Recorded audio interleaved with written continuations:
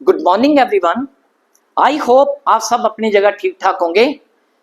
तो आइए आज एक नए टॉपिक के बारे में हम बात करते हैं। हमारा जो आज का एक नया टॉपिक है उसका नाम है welding of magnesium and it's alloys, यानी कि मैग्नीशियम और उसके अलॉयज को कैसे वेल्डिंग किया जाता है, कौन से ऐसे वेल्डिंग के पैरामीटर और वेल्डिंग प्रोसेसेस होते हैं, कौन से वेल्डिंग करते समय चैलेंजेस का सामना करना पड़ता है और उसकी रेमेडीज क्या है। आइए हम इसके बारे में बात करते हैं। तो सबसे पहले हम बात करेंगे डेफिनेशन की कि मैग्नीशियम और उसके अलॉयज होते क्या है। मैग्नीशियम एक लाइट सिल्वरी और मेटेलिक एलिमेंट होता है जो कि हीट और इलेक्ट्रिसिटी का एक बहुत ही अच्छा कंडक्टर होता है। मैग्नीशियम को दूसरे मेटल जैसे कि aluminium, zinc, manganese, silicon, copper और जिरकोनियम जैसे मेटल्स के साथ मिक्स करके मैग्नीशियम अलॉयज बनाए जाते हैं। ये मैग्नीशियम अलॉयज बहुत ही हल्के होते हैं, इसीलिए इसका ज्यादातर यूज ऐसी एप्लीकेशंस में किया जाता है जहां लाइट वेट बहुत ही इंपॉर्टेंट होता है। तो ये थी इसकी डेफिनेशन। तो आगे हम बात करते हैं वेल्डेबिलिटी के बारे में। मैग्नीशियम और उसके अलॉयज को डिफरेंट वेल्डिंग मेथड के द्वारा वेल्ड किया जाता है, लेकिन हाई रिएक्टिविटी और ऑक्साइड फॉर्मेशन जैसे फैक्टर्स के कारण इसकी वेल्डेबिलिटी चैलेंजिंग हो सकती है। प्रॉपर फ्यूजन वेल्डिंग टेक्निक्स और सारे पैरामीटर्स को फॉलो करके स्ट्रॉन्ग ज्वाइंट अचीव किए जा सकते हैं। तो आगे हम बात करते हैं एप्लीकेशंस के बारे में। इसका ज्यादातर use aerospace industry, automotive industry, sports equipment, electronic devices और ऐसी एप्लीकेशंस में किया जाता है जहां लाइट वेट बहुत ही इंपॉर्टेंट होता है। आगे हम बात करते हैं वेल्डिंग प्रोसेसेस के बारे में, यानी कि मैग्नीशियम और उसके अलॉयज को जब हमने वेल्डिंग करना है तो कौन कौन से ऐसे वेल्डिंग के प्रोसेसेस हैं जो कि इनको वेल्ड कर सकते हैं। तो सबसे पहले जो वेल्डिंग प्रोसेस है उसका नाम है GTAW TIG welding, next GMAW MiG welding, आगे है resistance welding, next friction steel welding, आगे लेजर बीम वेल्डिंग और आखिर में है इलेक्ट्रॉन बीम वेल्डिंग। ये वेल्डिंग के प्रोसेसेस हैं जो कि मैग्नीशियम और उसके अलॉयज को वेल्ड कर सकते हैं। तो सबसे पहला हमारा जो वेल्डिंग प्रोसेस आता है वो है GTAW TIG welding process. Magnesium और उसके अलॉयज को वेल्ड करने के लिए ये एक पॉपुलर वेल्डिंग प्रोसेस है। क्योंकि ये कंट्रोल वर्सेटिलिटी के साथ स्ट्रॉन्ग ज्वाइंट प्रोड्यूस करता है। मैग्नीशियम और उसके अलॉयज लो मेल्टिंग पॉइंट और हाई थर्मल कंडक्टिविटी के कारण क्रैक्स और पोरोसिटी जैसी प्रॉब्लम आ सकती है। GTAW वेल्डिंग प्रोसेस में हीट इनपुट को कंट्रोल करके इन प्रॉब्लम्स को सॉल्व किया जा सकता है या कम किया जा सकता है। इसके अलावा मैग्नीशियम हवा की प्रेजेंस में एक ब्रिटल ऑक्साइड लेयर बनाती है जो कि वेल्ड को वीक करने का कारण बन सकती है। GTAW वेल्डिंग प्रोसेस में यूज होने वाली शील्डिंग गैस वेल्ड एरिया को कंटेमिनेशन से बचाकर क्लीन और स्ट्रॉन्ग वेल्ड लगाने में हेल्प करती है।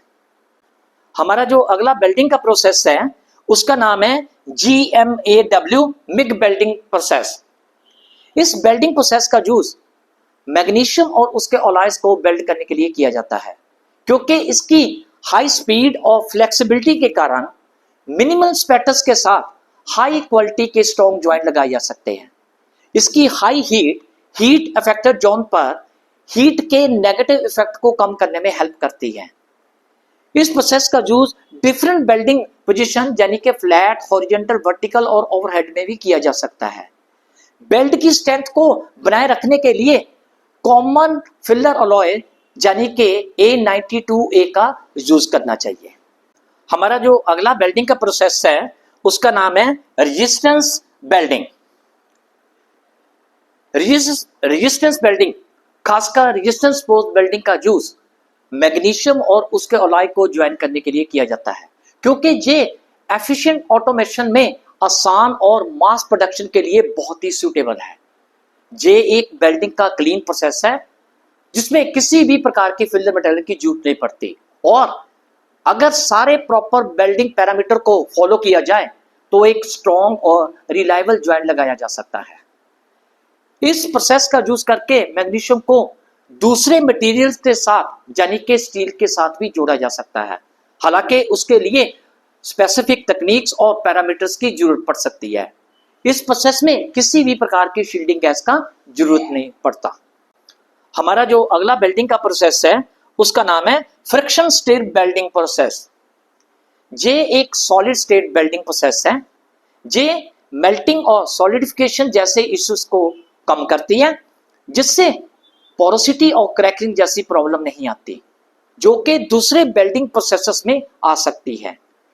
मैग्नीशियम और उसके अलॉयज को वेल्ड करने के लिए ये बहुत ही सूटेबल वेल्डिंग प्रोसेस है, क्योंकि जब मैग्नीशियम को मेल्ट किया जाता है तो मेल्ट होने के बाद क्रैकिंग का खतरा बहुत बढ़ जाता है, जिससे इस वेल्डिंग प्रोसेस का यूज करके बहुत ही कम किया जा सकता है।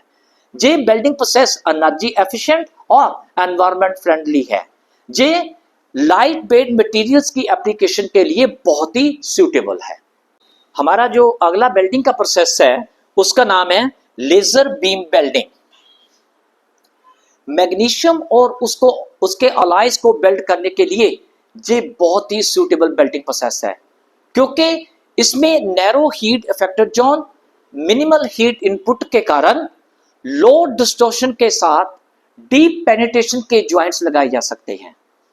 ये थिन मैग्नीशियम शीट को ज्वाइन करने के लिए बहुत ही सूटेबल प्रोसेस है, जिसके कारण इसका ज्यादातर यूज ऑटोमोटिव और एरोस्पेस इंडस्ट्रीज में वेट को रिड्यूस करने और फ्यूल एफिशिएंसी को इंप्रूव करने के लिए किया जाता है।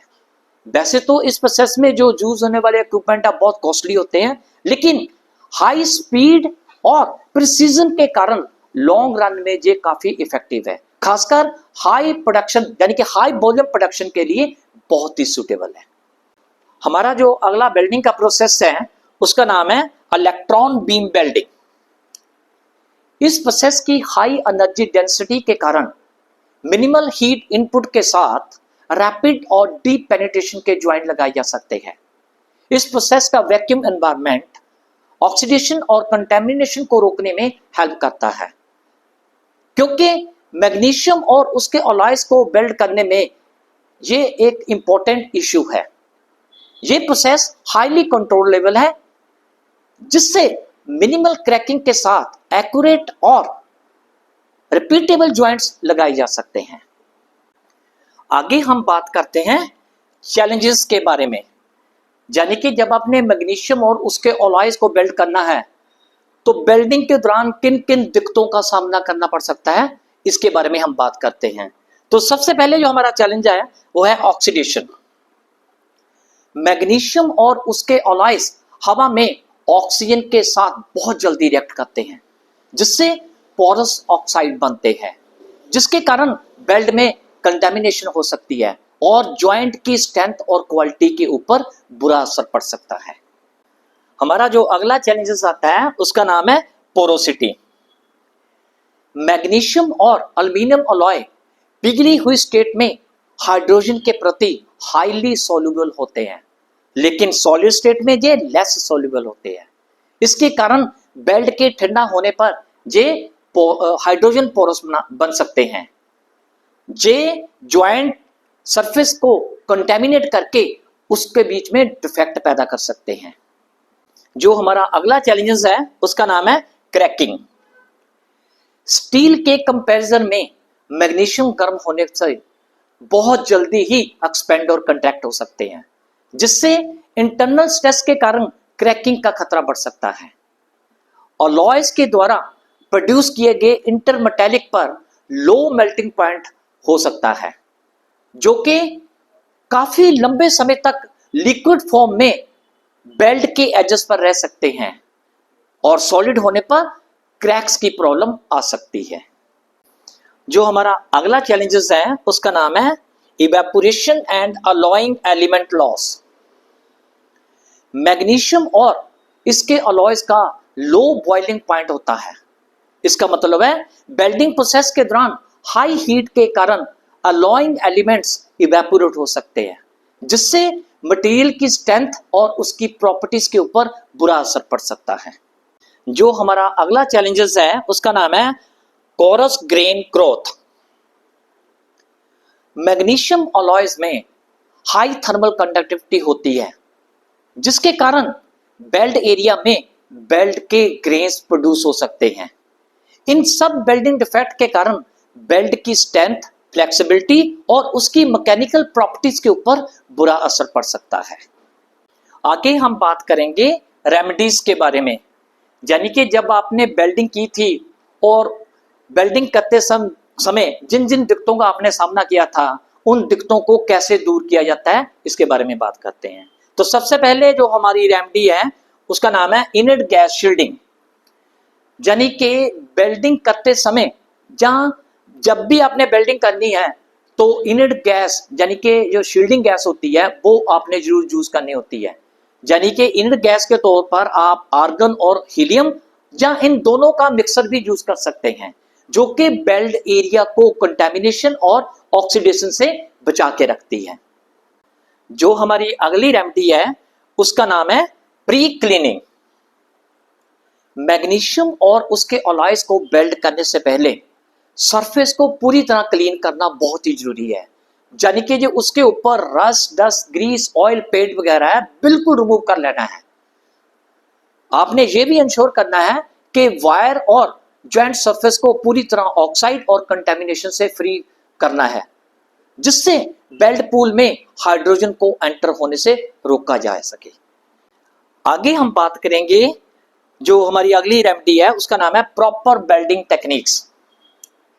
हाई स्पीड वाले बेल्डिंग प्रोसेस यानी कि जो लेजर बीम बेल्डिंग है उसका यूज करना चाहिए, ताकि छोटे छोटे हीट अफेक्टेड जोन के साथ नैरो बेल्ट लगाई जा सके, जिससे थर्मल डिस्टॉर्शन और क्रैकिंग जैसे इशू से बचा जा सके। जो हमारी अगली रेमेडी है उसका नाम है प्रोसेस पैरामीटर एडजस्टमेंट। इस प्रोसेस में सारे पैरामीटर्स और प्रॉपर तकनीक को फॉलो करना बहुत ही जरूरी है, ताकि थर्मल स्ट्रेस, डिफॉर्मेशन और दूसरे बेल्डिंग डिफेक्ट को कम किया जा सके। नेक्स्ट हमारी जो रेमेडी है उसका नाम है selection of filler metal. Magnesium और उसके अलॉयज को बेल्डिंग करते समय प्रॉपर मैग्नीशियम फिलर मेटल का यूज करना बहुत ही जरूरी है। फॉर एग्जांपल A92A, इसमें 9% एल्युमिनियम और 2% जिंक अलॉय होता है। चैलेंजिंग होते हुए भी मैग्नीशियम और उसके अलॉय की बेल्डिंग ऑटोमोटिव और एरोस्पेस इंडस्ट्री में बहुत ज्यादा यूज होती है। फ्रिक्शन स्टिर जैसे सॉलिड स्टेट बेल्डिंग टेक्निक और लेजर बीम बेल्डिंग जैसे फ्यूजन मेथड का यूज करके इस प्रोसेस के दौरान आने वाले चैलेंजेस को दूर किया जा सकता है, और साथ ही स्ट्रॉन्ग और डिफेक्ट फ्री ज्वाइंट भी लगाया जा सकता है। तो ये था मेरा आज का वीडियो, और मेरे जो वीडियो का जो टॉपिक था उसका नाम है welding of magnesium and it's alloys. ये वाला वीडियो आपको कैसा लगा आपने कमेंट सेक्शन में जाके इसके बारे में जरूर लिखना है, और साथ ही लाइक, शेयर, सब्सक्राइब जो करना है। Thank you very much. Have a nice day.